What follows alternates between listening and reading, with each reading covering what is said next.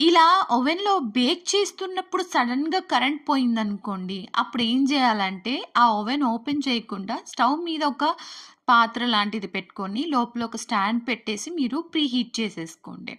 ఇప్పుడు ఓవెన్‌లో నుంచి ఓపెన్ చేసి, ఆ కేక్ టిన్ ఏదైతే ఉంటుందో, 10 మినిట్స్ మనం ప్రీహీట్ చేసి పెట్టుకున్న స్టవ్ మీద ఉన్న ఆ కంటైనర్‌లోకి షిఫ్ట్ చేయాలి దీన్ని. సో, అంతవరకు వచ్చేసి లోపల ఓవెన్‌లో హాట్‌గానే ఉంటుంది గాబట్టి మనం మేనేజ్ చేయొచ్చు. సో, ఈ విధంగా మీరు ఏదైనా ఒక పాత్రలో అయినా, కుక్కర్‌లో అయినా పెట్టేసుకొని, దానికి గాలి పోకుండా మూత పెట్టేసి ఆ వేపర్ ఏది బయట రాకుండా ఉండడం కోసం పైన ఏదైనా వెయిట్ పెట్టి ఇలా క్లోజ్ చేసేయండి. చక్కగా మీకు కావాల్సిన టైం వరకి బేక్ చేసేసుకొని ఈజీగా పవర్ పోయినప్పుడు ఈ హ్యాక్ అయితే యూజ్ అవుతుందనమాట.